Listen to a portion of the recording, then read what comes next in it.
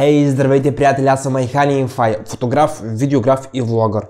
И днес в този видеоклип ще разберете за мутирали животни в Чернобил и Припят. Видеоклипът съм сигурен, че ще ви шокира, понеже в видеоклипа ще видите такива животни, които съм сигурен, че преди това не сте виждали. Видеоклипът ще е много интересен. Именно за тази цел не забравяйте да се абонирайте за моят канал с камбанка, за да не пропускате моите следващи видеоклипове. Също така, един лайк, един коментар и едно споделение. И не забравяйте, долу в описанието и в коментарите ще поставя моят втори YouTube канал. Какви клипове качвам, какво качвам, вие сами ще видите. А сега ви желая приятно гледане, приятели! Здравейте, приятели! Чернобилската авария е взела голямо количество жертви, а последствията от аварията не са били пагубни само за Украйна, Беларус и Русия, а за целият свят. Много от вас, предполагам, сте чували, че в зоната на отчуждението има мутирали животни и странни създания и някои хора са успели да заснемат удивителни кадри в радиоактивната зона, от които ще ви побият тръпки. Днес в този видеоклип ще видите необичайни създания, заснети в Чернобил. А преди да започне видеоклипа, не забравяйте да се абонирате за моят канал с камбанка, за да не пропускате моите следващи видеоклипове. Приятно гледане, приятели!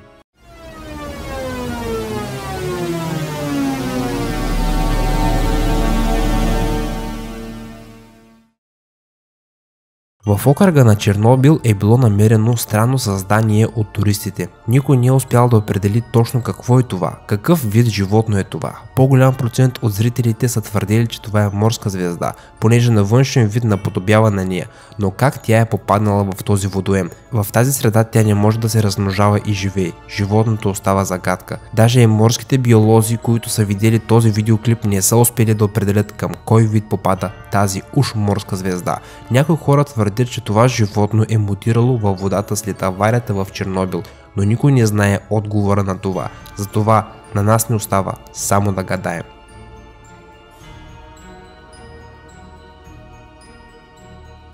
На това видео туристите, които са дошли в Чернобил, са заснели странна жаба с много странна челюст. Съгласете се, това наподобява на сцена от фантастичен филм. Някога през живота си виждали ли сте нещо подобно? Долу в коментарите споделете вашето мнение.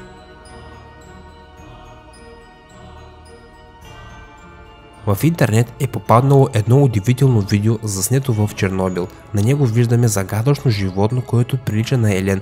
Той минава точно пред камерата и след това изчезва от кадъра. Да, животното наистина е неотличим от елен. Главата по много странен начин е разделена на две части и повече наподобява на глава на друго животно. Очевидците разказват, че неговата глава наподобява на безформена мускулна част и 3 деформирани рога. Интернет потребителите изказват своите мнения, но никой не е дал еднозначен отговор. Но всички мнения се свеждат до едно общо, че това животно е мутирало след аварията в Чернобил.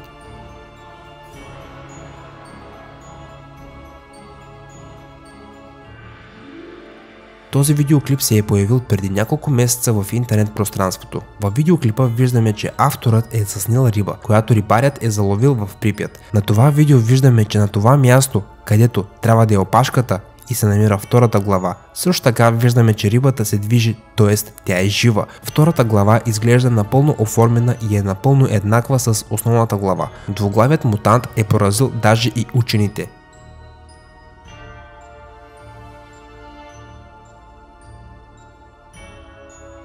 Ето още един мутант, приятели, който група от хора са го заловили в близост до река в Припят. Съществото има глава като на риба и на неговото тяло има странни очертания. Какво е това същество, никой не знае. На тези кадри мъжът обяснява, че това животно има много странна уста и необичайно тяло.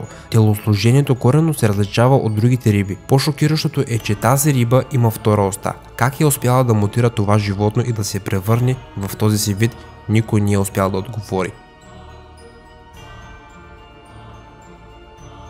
Този видеоклип е заснет в околността на Чернобилската гора. Авторът си е вървял и пред него се е появило странно създание, приличащо на парче метал. Когато той е пипнал, е разбрал, че е истинско живо същество. Мъжът веднага е започнал да снима. Потребителите в интернет не са успели да разгадаят това неизвестно същество. Това животно е заинтересувало много от учените, но до ден днешен никой не може да даде еднозначен отговор.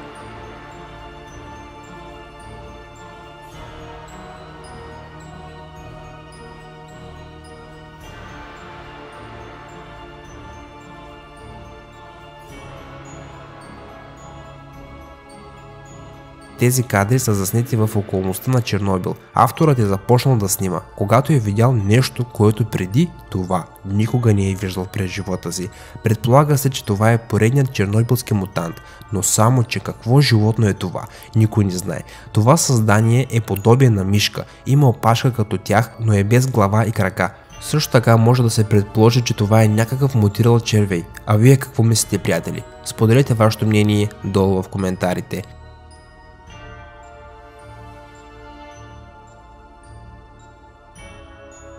Зоната на отчуждението крие много странни и аномални неща. Експертите са уведомили хората, че тук е възможно да има разни мутанти. Когато учените са изгледали тези кадри, те са стигнали до заключение, че в околността се е появил елен без глава. Авторът на видеоклипа си е признал, че когато е заснил видеоклипа, животното се е изплашило и бързо се е скрило. Скептиците мислят, че всичко това е илюзия и твърдят, че няма как животно да живее без глава. Никой на 100% не е успял да каже какво всъщност е това.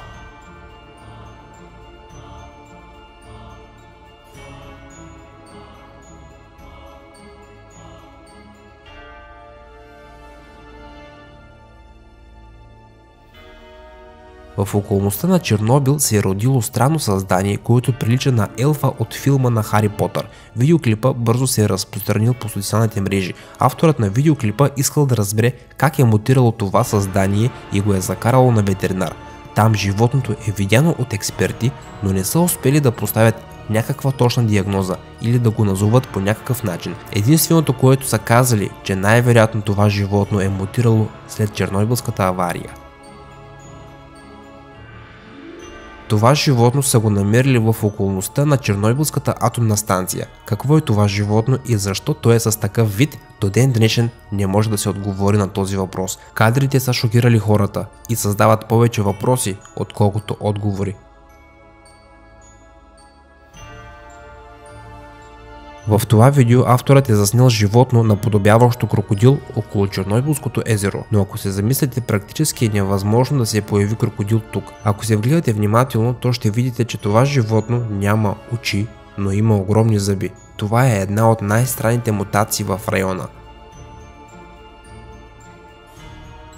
Следващото същество е заснето от турист в Рижавата гора. Гората, която е изцяло радиоактивна. Авторът е сметнал, че това е един от чернобилските мутанти. Това видео е привлякло вниманието на учените и те са направили извод, че това е някакъв паразит. Но защо той е на сушата? Не трябва ли да е във водата? Учените и до ден днешен се опитват да разгадаят тази загадка. Това удивително създание е заснето в околността на Припят и това създание до ден днешен остава неизвестно. На пръв поглед изглежда на малко извънземно същество. Оказва се, че това е риба, която има странно телосложение. Той няма и очи. Съгласете се, доста страшно и плашещо животно.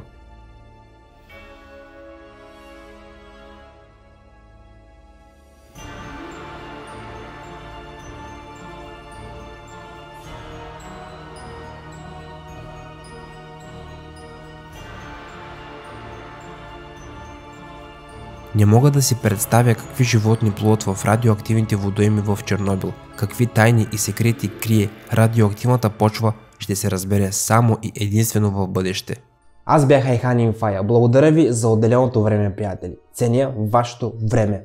Очаквайте скоро много нови интересни видеоклипове. Наистина, скоро много нови интересни видеоклипове. И за това ви моля, не забравяйте да се абонирате за моят канал с камбанка. Именно по този начин вие получавате уведомления, когато аз качвам нови видеоклипове в YouTube. Благодаря ви, приятели. Чао и до скоро!